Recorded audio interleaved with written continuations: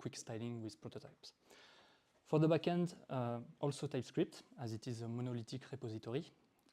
Node.js for the environment. Express to build the API router.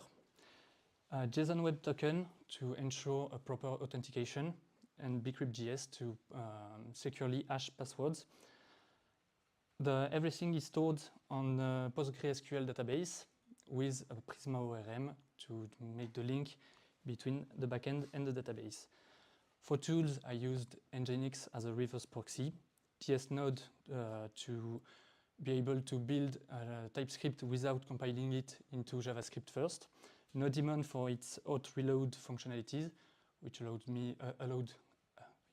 me to restart the server each time I made a change on it instead of stopping it and relaunching it.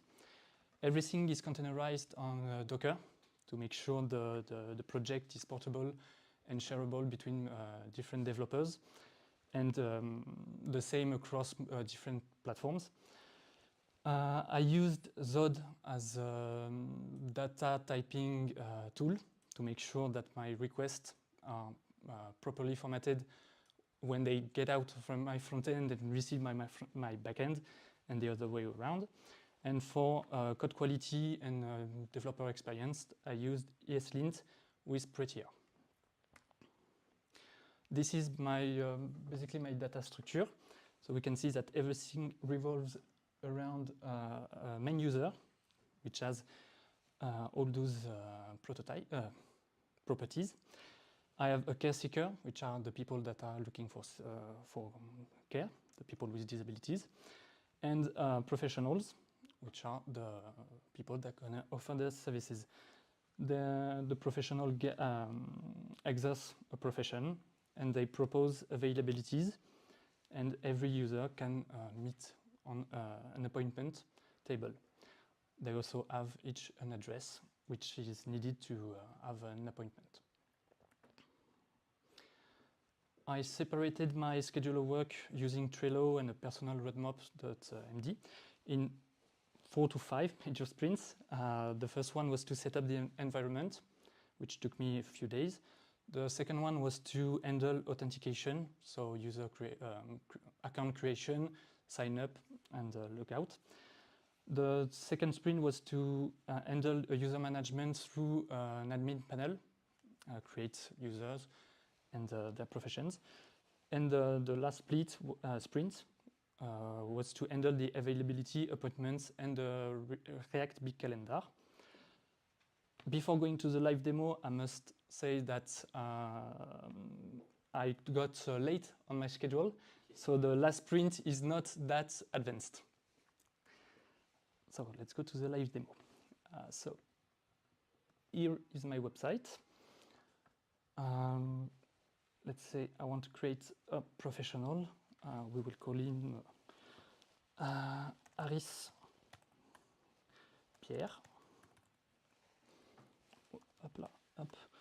I will give him a SIRET number.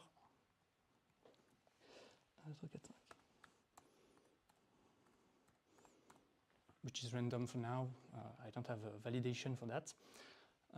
Here we have a list of all accepted professions that for the professionals we want to meet on the website. But let's say he wants to do something else. You can make a proposition here.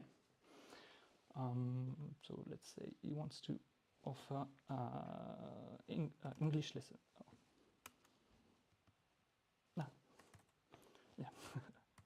He's a teacher. Oh, never mind. A teacher. He can move around. C'est dingue. Or he cannot, obviously. Why? Okay. Oh no, it's just lagging. Okay. It's just a lag, it works. He works from his office, which is 12 Avenue Jean-Martin.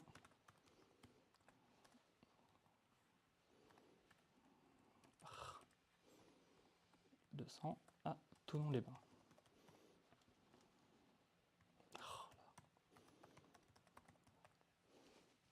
Les Bains. His email is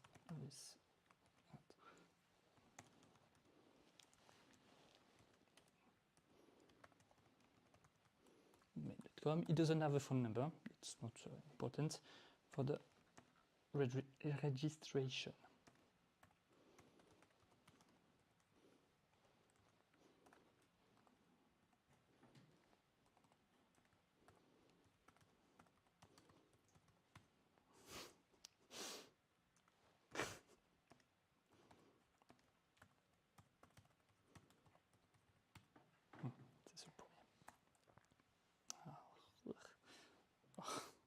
Sorry for that.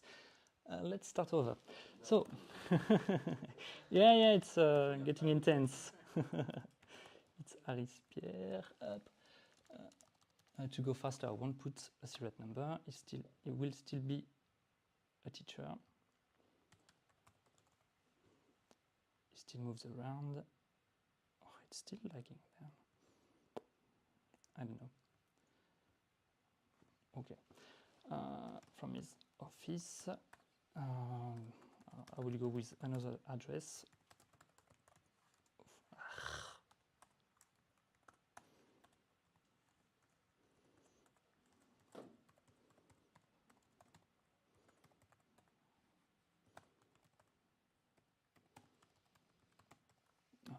Okay, and then.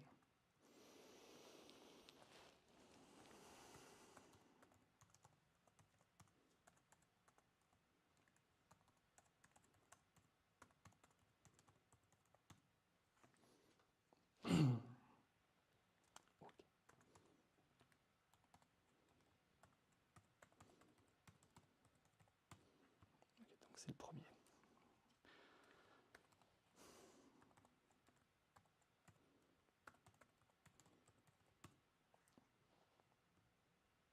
Okay.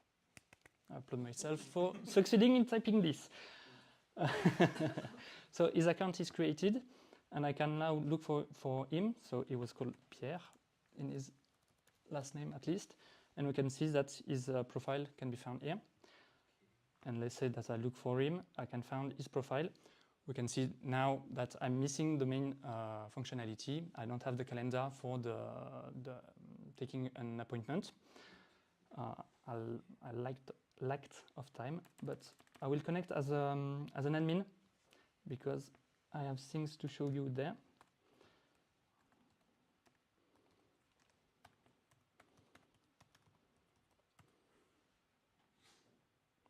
Okay, so here we can see all the users I've registered with. I can filter by their roles, so the admin, my care seekers, my professionals, and let's say I want to check the last profile I created. I can go there and I can change everything as an admin. I can change everything on his profile. So let's say it doesn't move around anymore. Validate, it's up to date. If I go see again, we can see that it's taken into account. My admin can create care seekers, and I have a whole logic to add and remove professions. So there I have a user that entered a nonsense profession. I can come there, and I have an error on this. Okay. Yeah, invalid data from server, so I won't be able to show you that. But I can log out, and that ends our live demo, and I will go back there.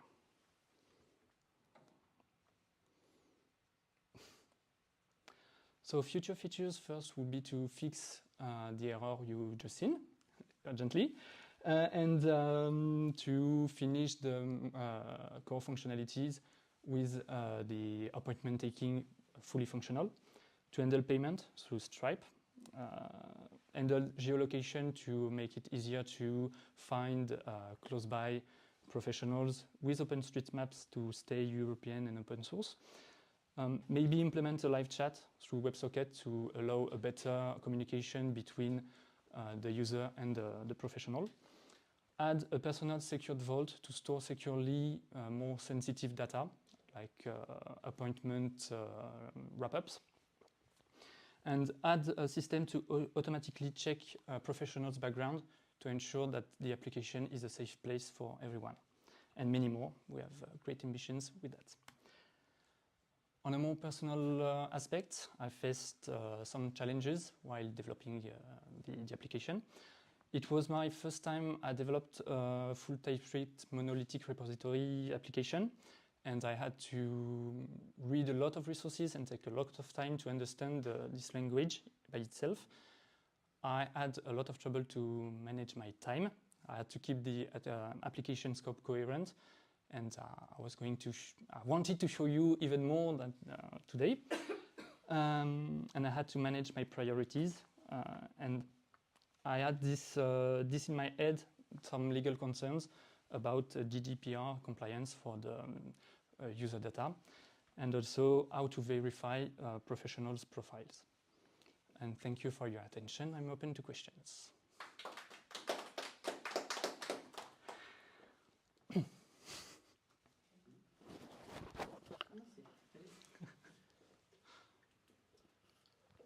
préfères en français ou en anglais? Comme vous voulez.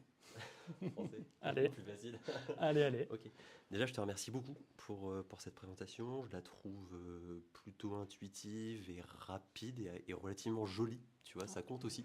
Merci. Dans le monde de la tech, de rendre les choses assez user-friendly sur un plan esthétique. Qu'est-ce que tu veux vendre? C'est quoi le but?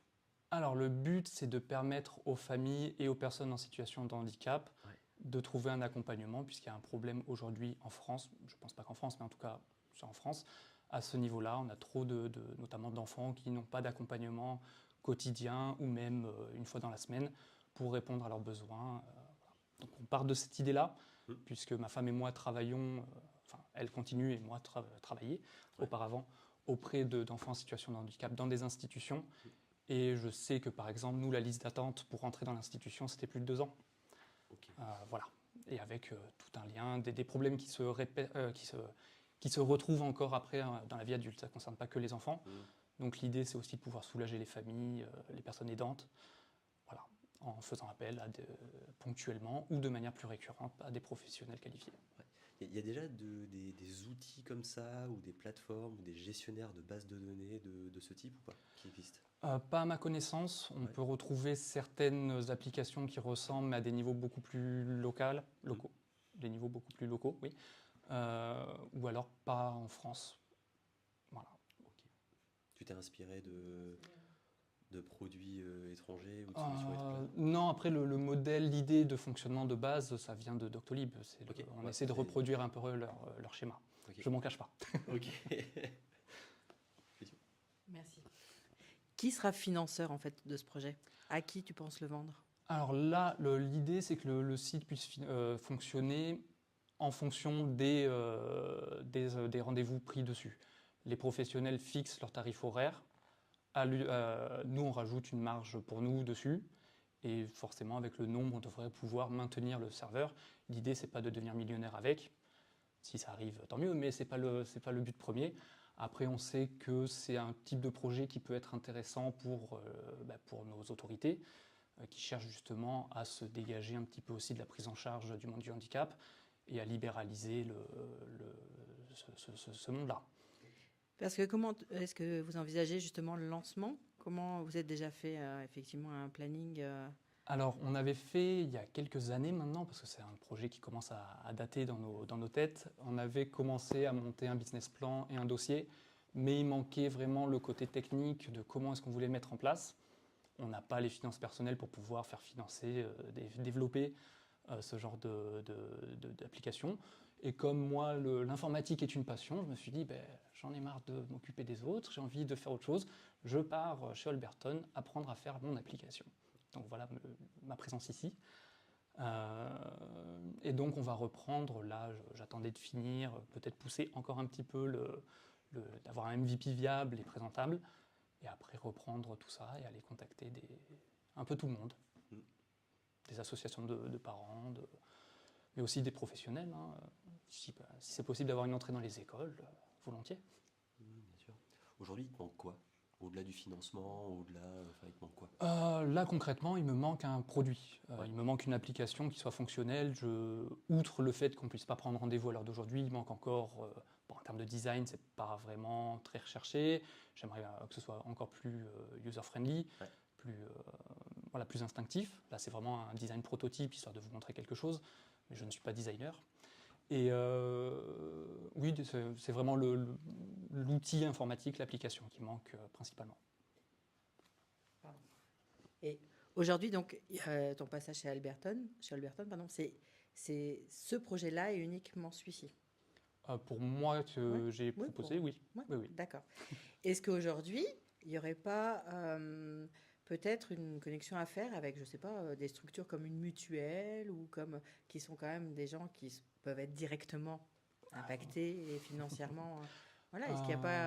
Est-ce qu'aujourd'hui l'idée peut pas être aussi est-ce qu'il y a des choses qui sont est-ce que vous êtes renseigné s'il y a déjà des choses qui sont même si aujourd'hui n'existent pas mais qui sont peut-être à l'étude ou peut-être Ça, non. Non. On n'a pas été chercher sur les projets en cours. On n'est pas rentré non plus en contact encore avec des institutions déjà existantes. D'accord. On n'a pas été jusque-là dans la construction du projet. Mais c'est la prochaine Parce que étape. souvent, ils sont quand même friands de projets. J'imagine, oui. Oui, j'imine. Ils La ont demande souvent- est forte, en tout cas. Et en tout cas, ils ont quelquefois l'argent et les moyens, on va dire techniques, qui peuvent aider sur des projets tels que ceux-ci. Hein. Volontiers. Alors, je suis pas mutuelle. Non, mais je dis volontiers. Mais ouais, Volontiers je suis pas pour dans une mutuelle, on est bien d'accord. Mais après, non, nous, Mais oui, je connais d'autres projets qui se sont faits comme ça, sur des gens qui ont dépensé une idée. Et voilà, je pense qu'il y a des choses à faire, parce que l'idée est bonne. C'est qu'il y a vraiment un besoin qui est fort. Il y a un manque d'accompagnement pour les personnes en situation de handicap. Nous, notre but, c'est de venir accompagner, de vouloir accompagner d'une manière différente que d'être dans une institution au quotidien, pour permettre l'amélioration des conditions de vie. Donc après, si ça passe par des partenariats, on est ouvert à tout. Ça, vraiment, on ne se ferme aucune barrière. Juste là, on y va tranquillement. On veut faire les choses bien. Donc non, il n'y a pas encore eu de contact. Donc vous imaginez sinon de vous monter en start-up? Oui. D'accord. Tout à fait. Avec un salaire? Au début, non. D'accord. Au début, non. Okay. Et après, on verra. Okay. Après, une fois que l'application est lancée, c'est la maintenir, c'est continuer à l'améliorer. Je ne pense pas avoir besoin de travailler à temps plein dans un premier temps. Je peux totalement avoir un travail à côté et sur mon temps libre, continuer à maintenir, à faire l'administration. J'imagine un début lent et tranquille sur l'application. Et ce nouveau métier, alors, vous en pensez quoi? J'aime bien. Ça change totalement de ce que je faisais avant, c'est sûr. Ouais. C'est sûr. Ah bah oui. Qu'est-ce que vous avez déployé que vous n'aviez pas avant, personnellement? Oula, c'est complètement différent. Je vais commencer par parler de ce qu'il y a en commun. Ouais. La méthodologie de projet, partir d'un diagnostic, trouver quels sont les moyens à notre disposition, quels moyens on va avoir besoin, poser des objectifs, découper son temps de travail, poser l'évaluation. C'est quelque chose que je connaissais, qu'on fait dans le travail social, qu'on fait dans le développement, qu'on fait dans tous les métiers en fait maintenant. Donc ça, c'est une base commune qui aide beaucoup. Maintenant, on ne la mobilise pas pareil. Dans le travail social et médico-social, on travaille avec de l'humain, donc si j'ose dire une matière fluctuante. L'objectif, on n'a pas d'obligation de résultat, on n'a que des obligations de moyens. Dans l'informatique, tout est mesurable et quantifiable. C'est un outil très concret de travail. Et ça fait du bien d'avoir une finalité où on sait qu'on va l'atteindre un jour, et puis voilà. Qu'avec l'humain, c'est jamais fini. Donc voilà la plus grosse différence pour moi. Il y a des choses qui vous ont surpris particulièrement au départ, ou qui vous ont déstabilisé Dans le fait de me lancer dans l'informatique ? Non, là c'est bien avec l'idée que je m'en faisais. Enfin, j'avais déjà essayé d'apprendre par moi-même à coder, j'avais fait un petit site vitrine à l'époque, j'avais laissé ça de côté après, mais voilà, c'est quelque chose qui m'intéressait. Donc de surprise, non. Pour le coup, je savais où je mettais les pieds. Voilà. J'ai pas plus de questions. Ouais. Ah, si je peux juste, voilà, par rapport au projet que j'ai pu avoir lors du cursus et ce projet-là, on a fait des projets en groupe, et c'est vrai que sur des projets un peu plus importants, enfin là concrètement pour celui-ci, ça m'aurait aidé d'avoir quelqu'un avec moi de technique même si j'ai ma femme qui peut apporter des idées, elle n'a pas les compétences techniques. D'avoir quelqu'un qui partage le même travail, pour travailler avec, ça aurait été bien mieux. Moi, j'ai peut-être une question sur les impacts de l'IA. On n'entend parler que de ça tout le temps. C'est vrai que ça, c'est un outil qui ressemble à un gestionnaire de base de données, on va dire, relativement rudimentaire. Là maintenant, oui. Ouais, mais je sais pas s'il peut y avoir de l'applicatif IA sur de la recherche, sur... Ouais, exactement. Je sais pas. Question Là, ouverte, curiosité. moi, là vraiment, où je me pose la question d'introduire de l'IA éventuellement un jour dans ce site, ça serait dans les recherches. Ouais. Avoir un modèle qui puisse interpréter l'entrée utilisateur et lui retourner un rayon plus fin mais en même temps plus large dans son champ de recherche, ça pourrait être intéressant. Mais techniquement, moi, j'ai jamais touché à une IA techniquement, ça, bien sûr. donc là ça me demanderait encore beaucoup de travail ou de faire appel à quelqu'un d'autre. J'ai des collègues dans le fond, C'est pour ça que éventuellement un jour. Ok. C'est bon. Très bien. Merci. Merci. Merci à vous.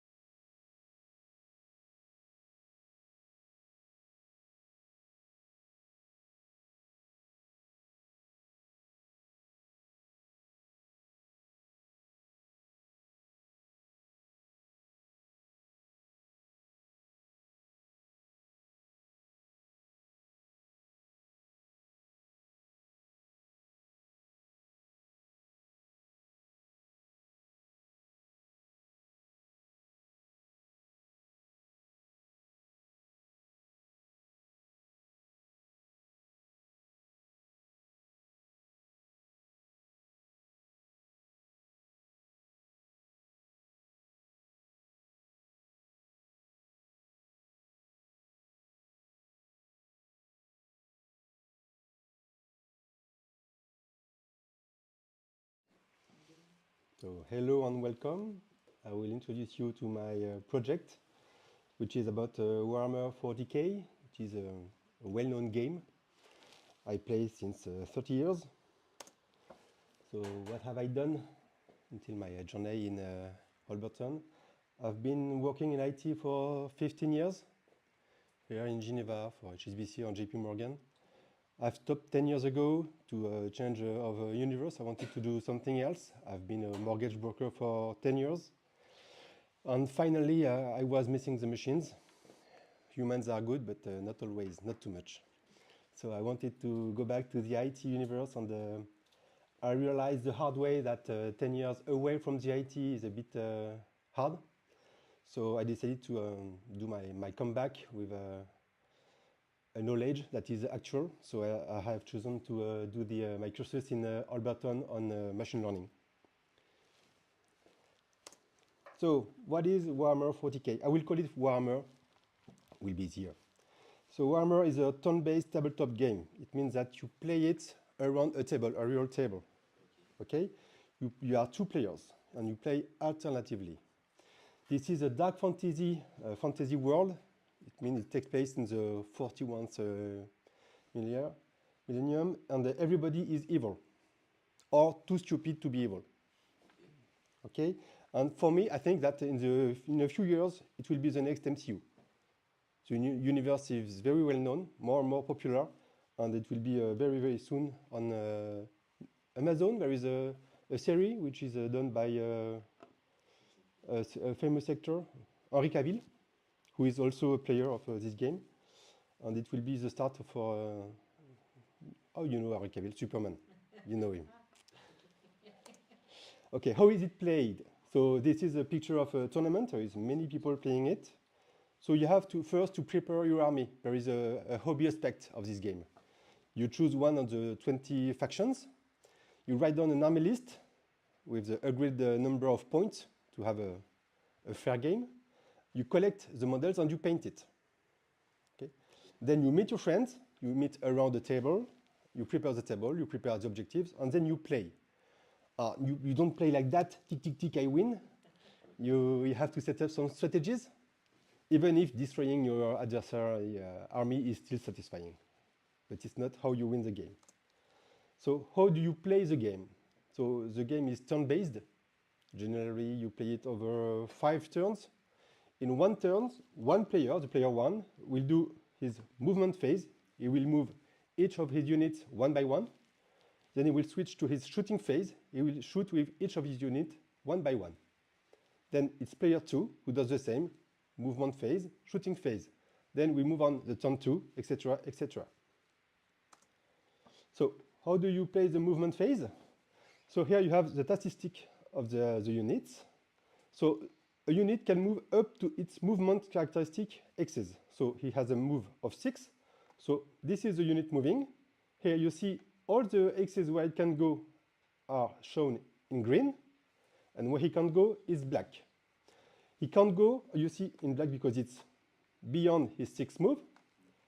You can't go on another unit's x, you don't see it here, and you can move close to an enemy unit. So that's why here it's black 2, because he can't move close to an enemy unit. The shooting phase, so this time it is this unit that is shooting. You see that he can shoot twice. Why? Because his attack characteristic is 2.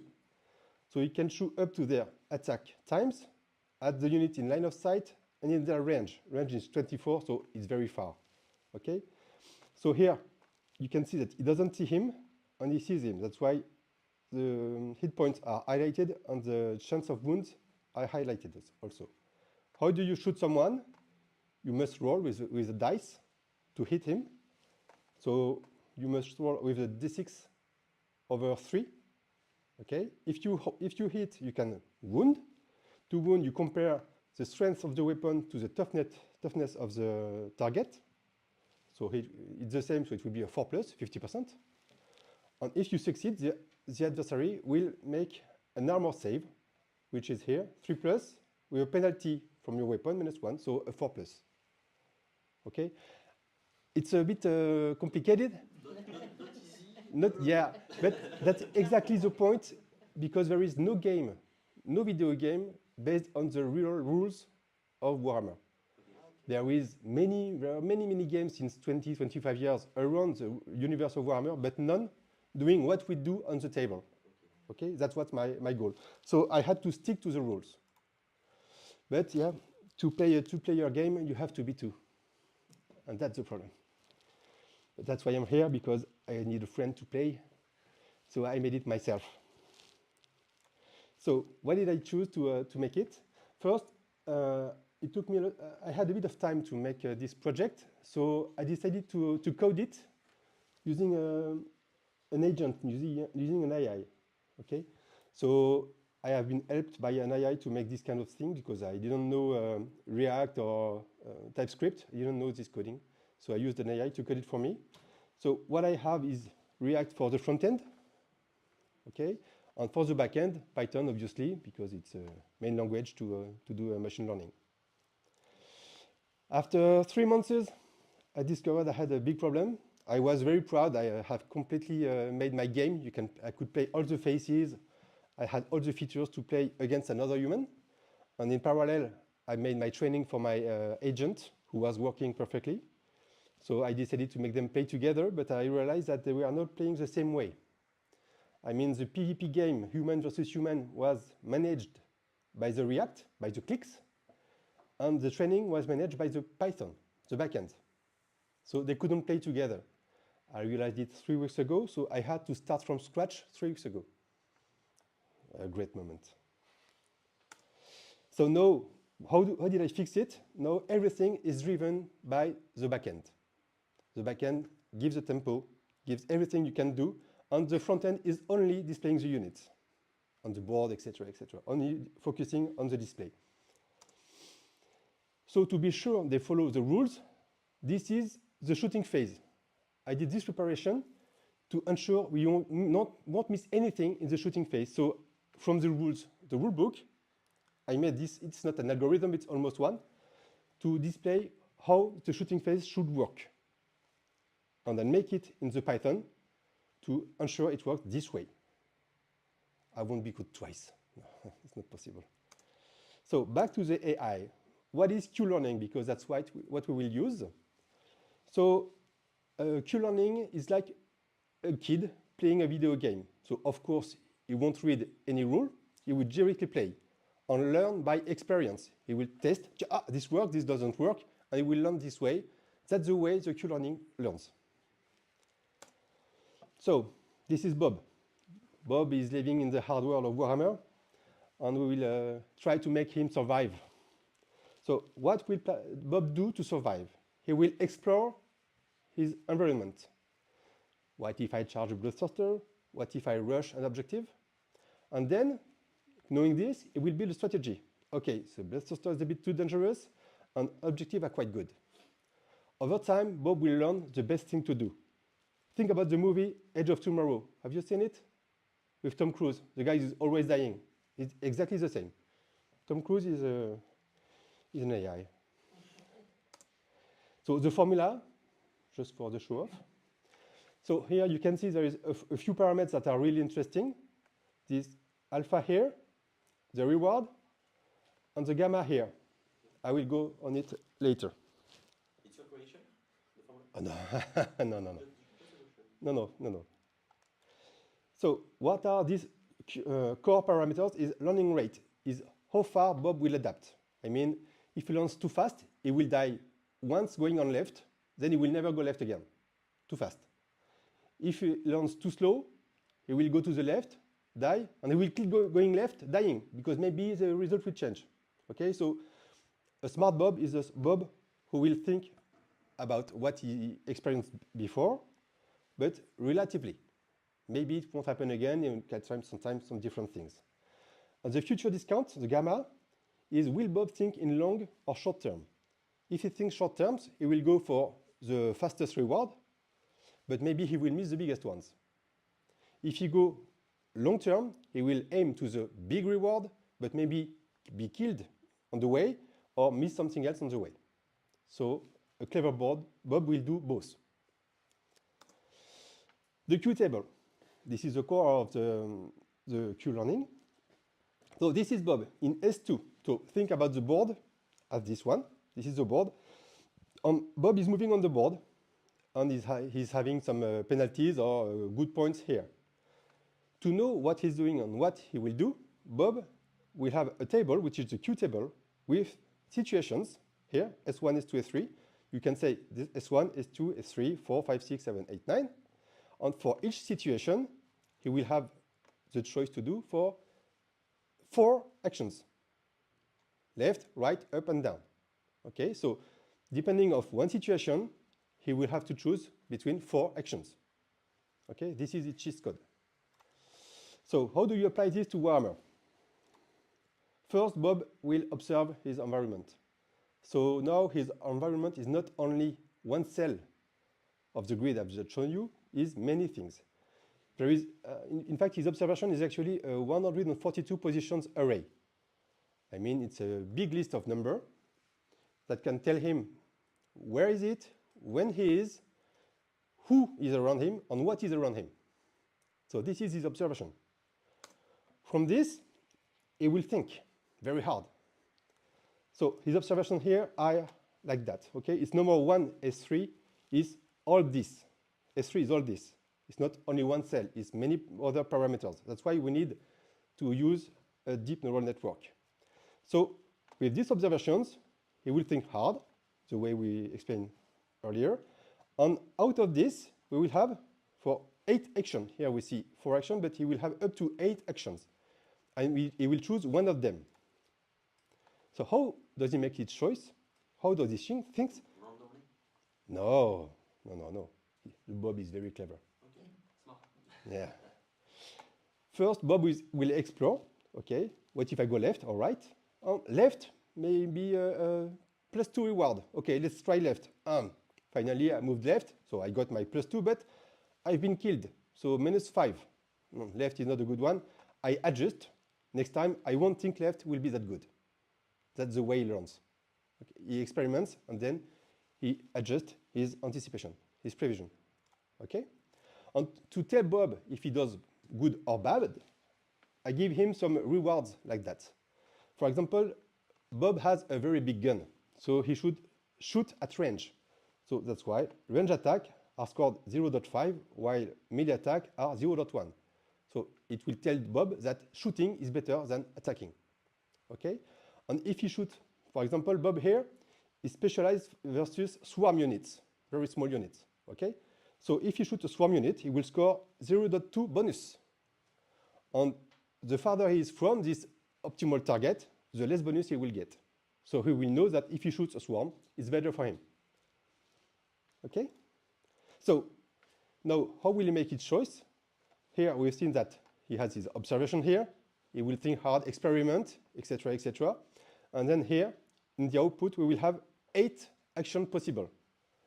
And what we have here for these 8 actions are the Q values. Each action has a Q value. It is the estimation from the AI of the quality of the action. So Bob will take the action with the higher Q value because it's the best for him. And we are going to supervise this. So how to ensure Bob is well trained? During the training, we can do some metrics to ensure everything is okay. So we have the loss. The loss is the difference between his prediction and what really happens. So the smallest it is, the best it is. So we see here for the top one, it still goes down, but there is a lot of variance, so it's not very good. While here, he starts learning, and it's quite stable. So it's much better here. The Q value is how the agent trusts the Q value. And we see here that at the beginning he trusts a lot, but then he realized that the Q value is not that accurate, so he stops trusting it. Here, from the beginning, because he tests a lot in the beginning, he stopped trusting it, and then he sees it is accurate, so he trusts the Q value. So let's play.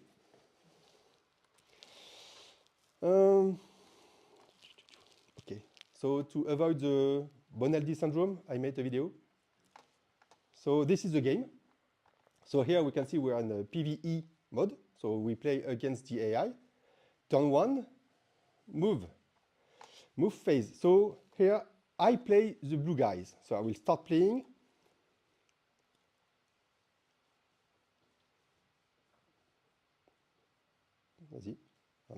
So here you can see all the X's where I can go.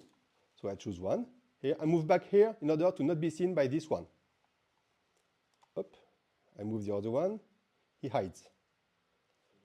Now you can see that this one has a 2 out of 2 here. It means that he can shoot twice because he has a 2. So he can shoot twice.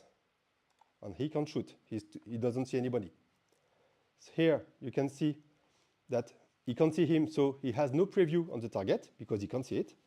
And he can see this one, so we have the preview of the wounds inflicted. So here he can lose only 1 wound because the damage is 1, and the chance to inflict this wound. So we'll shoot at him. Miss. The AI has played.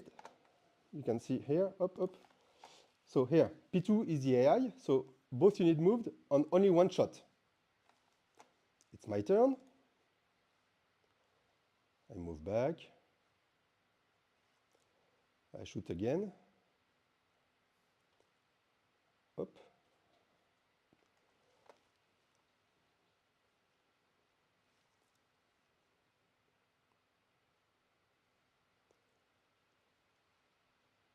Ah. See, he has wounded the guy. It works. Okay?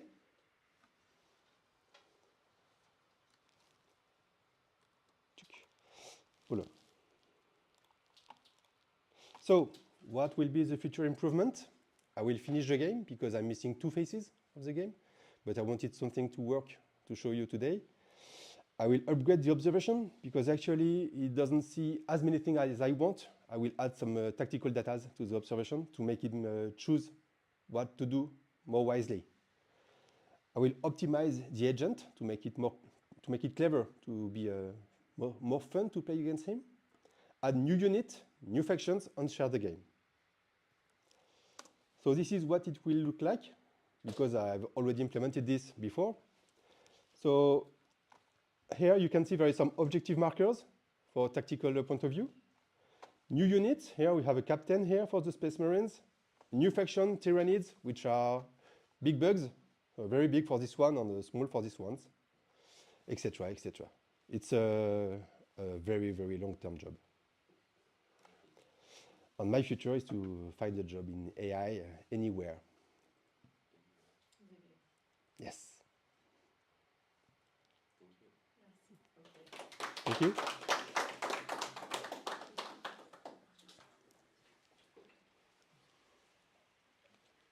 Alors, merci beaucoup. Alors là, on a changé d'univers. C'était un petit peu plus hardcore, on va dire. Tu souhaites le développer exclusivement dans du jeu vidéo ou essayer de développer cet apprentissage dans d'autres univers? À n'importe quel univers, peu importe. C'est parce que je connais cet univers-là. Oui, voilà. Ouais, je savais qu'il y avait quelque chose d'intéressant à faire. Ouais. Et en fait, j'ai aucune imagination. Et quand je demandais qu'est-ce que je peux faire comme projet, on m'a dit fais ce que t'aimes. Bah voilà. J'ai arrivé là-dessus. Okay. Parce que en fait, les IA aujourd'hui ont beaucoup appris à partir du jeu de Go sur cet apprentissage, essai, erreur et comment en fait le jeu arrivait à savoir sur quelle case étaient justement les pions. Et c'est un peu ça en fait oui, c'est ça, oui. que tu as fait, et puis avec une sorte de paramètres. Tu viens du monde bancaire, qu'est-ce qu'on pourrait imaginer dans le monde bancaire comme applicatif à ce genre d'apprentissage? Dans le monde bancaire, je ne suis pas sûr qu'il y ait beaucoup de choses à faire au niveau du renforcement. Moi, je sais pas. Parce qu'il y a 3 aspects en ML. Hein. Vous avez le supervisé, où vous donnez à l'IA des datas en entrée, et vous savez ce que vous attendez en sortie. Donc vous la laissez tourner là-dessus, et vous vérifiez ses résultats. Vous supervisez les résultats pour être sûr que ça soit bon. Ça, c'est la supervisée. Non supervisée, c'est plus dans le domaine pharmaceutique ou même dans le bancaire, où l'IA va créer des relations entre ces datas. Dire ça, ce groupe-là, ça peut être intéressant, on va en faire ceci, cela. Donc ça, c'est du non supervisé. Et vous avez celle-là où l'IA va apprendre elle-même. Donc je pense que dans le côté bancaire, on peut utiliser beaucoup aussi du supervisé et pas mal de reconnaissance aussi de lettres pour avoir les documents manuscrits, les enregistrer directement dans l'informatique, par exemple, ou rechercher des incohérences dans ce que peut faire le client, etc.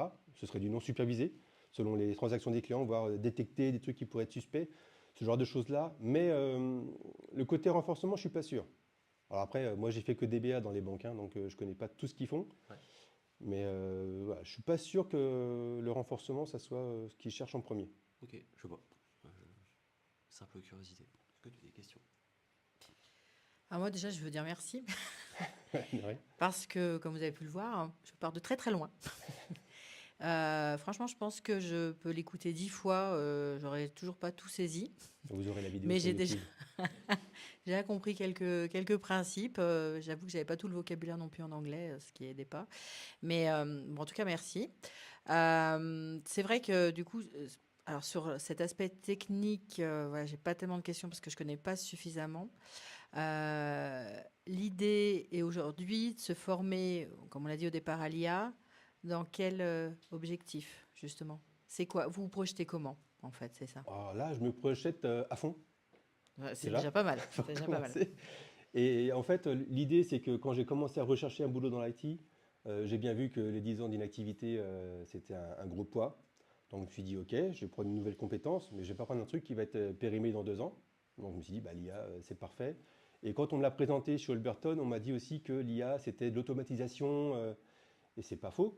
Et moi, j'ai adoré ça quand j'étais DBA. Parce que mon truc, quand j'ai quitté HSBC, les bases de données dont je m'occupais n'ont pas été, j'ai pas été remplacé pendant 8 ans derrière, j'en tournais toute seule. D'accord. Voilà, ça c'était mon truc. J'adorais automatiser toute l'exploitation, c'était mon truc. Donc je me suis dit, bah, un truc on automatise La continuité. banco. Et voilà, c'est pour ça que j'ai commencé l'IA. Puis la curiosité, parce que je connaissais pas Ouais. du tout. Parce que votre formation initiale, c'est laquelle? Moi, j'ai pas de formation initiale. J'ai appris tout sur le tas, l'informatique. D'accord. En Si, jouant? j'ai fait une formation de 10 mois, 1 an en 98 Hier, quoi. pour faire développeur dans tous les langages. C'est un truc très généraliste, comme la première année ici. D'accord. Et je suis parti faire l'informatique avec ça. Voilà. Ok. Bravo.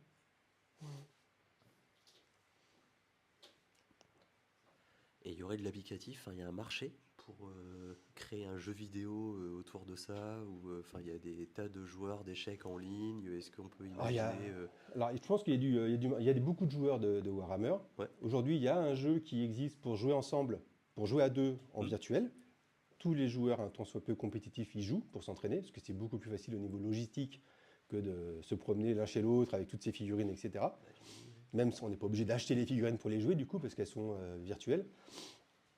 Mais pour jouer tout seul, il n'y a aucun jeu qui respecte les règles comme je le fais là.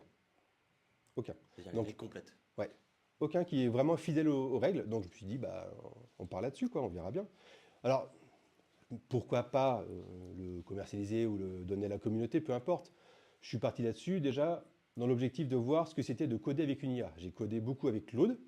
Ouais. Donc, parce que je voulais pas avoir une certification Alberton 1992, vous voyez. Je voulais avoir un truc contemporain et aujourd'hui tous les développeurs développent avec une IA. Donc je me suis dit, on va essayer, on va voir ce que ça donne. J'avais un petit peu de temps et j'ai réussi à faire un truc super intéressant sans avoir une seule compétence en TypeScript. Donc c'était vraiment Oui, bien super sûr. sympa. J'ai l'impression d'avoir une relation de couple avec lui, hein, parce qu'on s'engueule beaucoup. C'est sûr. Mais franchement, j'ai beaucoup appris. C'était vraiment très sympa. Et ouais, c'est très cool. Il faut le surveiller comme le lait sur le feu. En fait, vous avez un mec super compétent, mais un peu autiste. Ok. Voilà, il n'a aucune mémoire, il n'a aucun recul.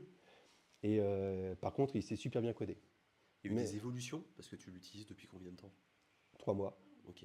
En Donc- 3 mois, en 3 mois, tu as vu des évolutions dans Non, sur ouais, Claude, sur non. l'efficacité, non? J'ai essayé d'autres IA. J'ai essayé Ouais. Grok, j'ai essayé ChatGPT. Ils sont moins bons que Claude. Ok. Claude, il est vraiment meilleur. Et donc, j'ai aussi appris à quoi lui demander dans un prompt. Oui. J'ai fait des tests quand j'écrivais ma documentation. Je demandais de faire des révisions dessus. J'ouvrais 3 prompts. Je leur donnais à chacun la révision. Ils me donnaient un avis. Ah, la 1 est la bonne, la 1 est la bonne, la 3 est la bonne. Après, je dis, mais les autres, ils disent que c'est la 3 qui est bonne ou c'est la 1 pour voir. Ah oui, non, mais c'est vrai, c'est vrai. Je dis, bon, d'accord. Alors, sois brutally honnête. Ah bah, il me dit, ouais, les 3, c'est de la merde. Donc, il faut vraiment savoir quoi lui demander. Ok. Et faut avoir il y a des mots-clés. Honnête, c'est un truc, voilà, je lui demande tout le temps d'être honnête, parce que sinon, il va avoir tendance à être gentil et nous dire ce qu'on a envie d'entendre. Et son gros défaut aussi, c'est de faire en sorte que ça fonctionne. Donc, il va utiliser beaucoup de valeurs par défaut, beaucoup de fallback, et du coup, ça va marcher, mais pas comme on voudrait. Et du coup, on ne voit pas les problèmes qu'on peut avoir, parce qu'ils sont tous cachés à cause de ça. Voilà, c'est vraiment les trucs principaux. Alors, lui, il y en a des tonnes, hein, mais c'est vraiment les gros défauts qu'on peut avoir avec le développement avec une IA. Et l'idée pour vous demain, c'est de repartir, merci, de repartir dans une banque et Pourquoi puis de pas. garder cet aspect-là en tête et puis en disant ouais, j'ai une compétence supplémentaire et puis je le garde aussi pour m'amuser parce que je pense que vous jouez toujours. Oui. Ou est-ce que c'est de se dire aujourd'hui j'en fais mon métier et Bon, si je peux en faire mon métier, ça serait très bien, franchement, parce que ça m'amuse beaucoup. Mais à un moment donné, il faut aussi avoir un vivre. boulot, il faut vivre. Donc si je dois bosser dans les banques pour vivre, ça m'ira très bien. Je l'ai fait pendant... allez, les banques, j'ai dû le faire 12 ans. D'accord. Il y a peut-être un entre-deux, non? Oui, oui. Il y a peut-être un entre-deux. Mais voilà, en fait, aujourd'hui, mon boulot, mon objectif, c'est de remettre un pied dans l'informatique. D'accord. Quel Ok. que soit par la porte ou par la fenêtre, remettre un pied dedans. Et à partir de là, je vais bien réussir à faire mon chemin. Ok. Merci. Merci. Merci à vous.